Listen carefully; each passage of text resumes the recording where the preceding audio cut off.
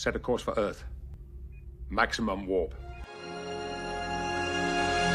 Hola pipsqueaks and pipsqueakas. Welcome to Stunts Pro Academy, the show for people who have a need to learn to drive like a stunts pro. I'm Overdrive. I'm the designer of 4 custom cars so far, all of which have been used in multiple competitions. And today, I'll be your driving instructor. Today's topic, the warp speed of stunts. Powergear. Today's car really needs no introduction. The Indy is 245 miles per hour of awesome, and I really couldn't do a series like this without an Indy episode. The track is Aburaf's Boulevard, the Zaxxon's track of March 2017. It's a relatively simple track, but still more than enough turbo for today's lesson. The important features for this episode are the loop near the beginning and all the banked corners. The driving style is freestyle, you can go off-road, no replay handling. You can't rewind and continue playing. And like in the last 2 lessons, we'll be bringing our manual gears. And in this one, it's critical. Can't do this lesson without them. But before we start, a tiny bit of Errata for episode 2. When trying to get the speed up going off the banked road, I had a brain fart and tried to get it by going from the high side to the low side. But that's when going up a banked road. When going off a banked road, you often want to do it the other way around, from low to high, like this. Okay, so, Powergear. There are 4 original cars that have it. The Indy, the Ferrari GTO, the Corvette and the Acura. The Ferrari and the Corvette have what's known as rigid Powergear. They get to Powergear by going over 225 miles an hour, typically through use of a speed up or going downhill in a loop, because the flat track top speed isn't that high. The Acura and the Indy have flexible Powergear, which can be activated to surface changes, like at the bottom of a hill or in a corkscrew, anything that breaks up the flat road. The speed needed is variable. They can also get to Powergear by going through a loop in 5th gear, no matter their speed. So shift up and have fun. While in Powergear, you can drive on the grass without slowing down, but stay close to the road to avoid penalty time. Banked corners and Powergear cars are best friends forever, but watch out for huge jumps on the bank up. Now as we continue this replay handling scouting lap... I can't make that turn. Now I just mentioned penalty time. You get penalty time when you skip 3 or more track elements in a row. But note that's track elements, not grid tiles. Anything you would place as a single element in the track editor is only 1 element. Large corner, 1 element. Banked corner, 1 element. Loop, 1 element. Corkscrew, 1 element. An element counts as being driven on if all 4 of your wheels have touched one of the tiles it's on at the same time. So if we drive a line like this, we touch the flat road and we touch the banked corner, the only element we skip is the bank up. And because we hit the banked corner, that resets our counter. Then we start counting again. You only get a penalty for missing 3 elements in a row. There are some exceptions to this. At the end of a race you can get like 3 seconds of penalty time for reasons. And then there's tracks with split roads, the so-called dual way switching, but that's a whole thing that needs its very own episode. So after our first skip we can use the bank to make this jump, and we skip another 2 elements. Again fine, only 3 or more gives penalty time. So let's do that.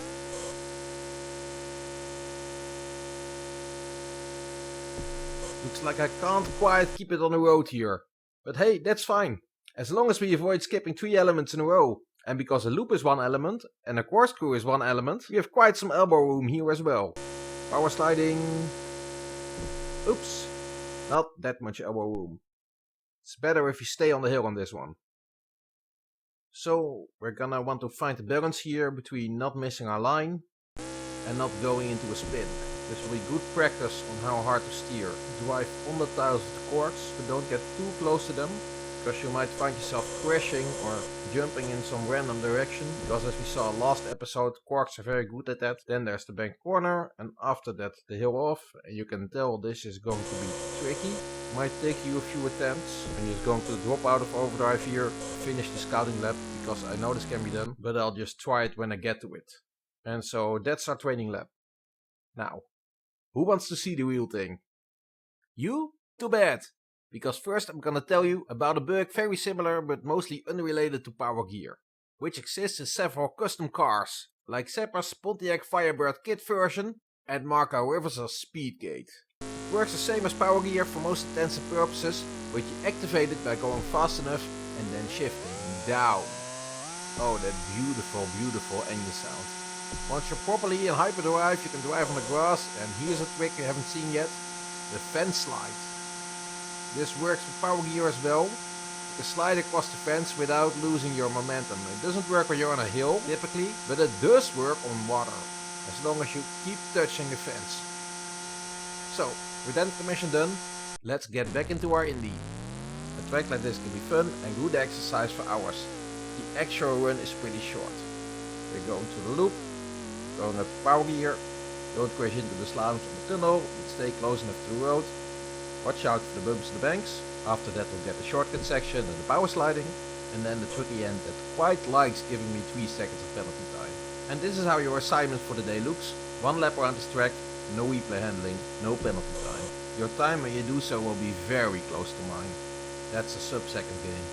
And as I'm nearing the finish, I want to tell you about today's bonus assignment. Because the key to winning Powergear races is really in the power sliding, and we haven't practiced that enough. Lucky for us, there is a big lake on this track, to the right of the finish line. Your bonus assignment is to get Powergear at the loop, then veer off to the right and try to do a lap around the lake. Stay as close to the lake as you can without drowning. Really try to get a feel for it. When to steer, when not to steer, when to counter steer. Every time you're in a Stunts race and you think, the Powergear cars aren't gonna win this. So we have this corner here that's good for it, this corner here, but then there is this bit and I can't see how you make the turn in Powergear. Someone is going to power slide it. Particularly the double plus speed guys. Watch out for those fellows. So, let's start that run. And as for driving, I want to tell you the story of this track. We once had a community member with the username Aburaf70. Now often a number at the end of a username is a year of birth, which already would have put Aburaf a bit over the average age for our group, but in this case the 70 was actually his age when he signed up in 2004. You can guess where this is going now. In late 2016, Aburaf fell ill.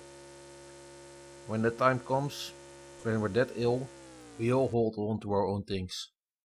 We fight for a few more days with the people we love, with the places we lived in, and with the things we like doing. For Aburaf, one of those things was stunts. He wanted to race on the first track after the season break. When the track arrived, his son brought a laptop to the hospital. Aburaf made it just past the first quarter before he needed to lay down and rest again. He died a few days later. The second and third track of that season were the community's way of saying goodbye. The one we're driving on today was a track Aburaf designed himself for a track design contest back in 2006. And we're driving it exactly as the man intended. He liked this Powergear. I raced with him on another track he designed in the then active Field of Trail competition. Another track full of bank corners, with the Indy as the car of choice. Anyway, 37 seconds for the power slide lap around the lake. Now, to start moving towards some lighter subject matter, I really wanted to do an Aburaf track in this series, but I was afraid this one might be a bit too easy. And when I did a few test laps, it felt easy. I got a full lap pretty fast, I got a lap around the lake pretty fast, but when I started actually filming, man did I fail a lot. So I want to leave you today with a compilation of bloopers of me on this track. Enjoy. See you all next time. You all stay awesome and keep honoring fallen friends.